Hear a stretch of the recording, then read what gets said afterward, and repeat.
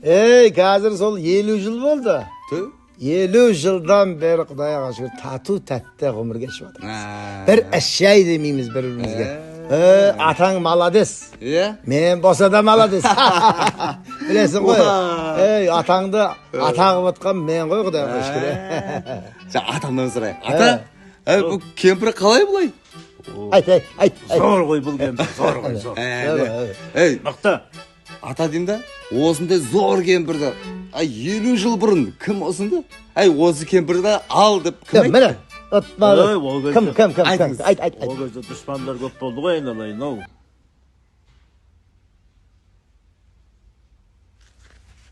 Ана бізді таныстырғанына кімді? Сен неден тота мен түсінбедім мен сен. Бергеле. Бер. Не апа? Апаңды шығарам қазір, тыныш тұр, аузын жауып. Бергеле. Жібіздей бер. Бітті. Сорпа жоқ. Тамақ жоқ. Пелмен жоқ. Түшпәра жемейсің болды, бітті. Қарасай, дұшпандар көп болды қойды. Маған осынша жыл айтпай, енді айтып тұрған қарасай. Апа. Ең бар бұндай сұрақ қойып сенде? Екі жастың ортасына от қойып. Оңбаған. Екі жастың ортасына есі кеткен түсет дейді.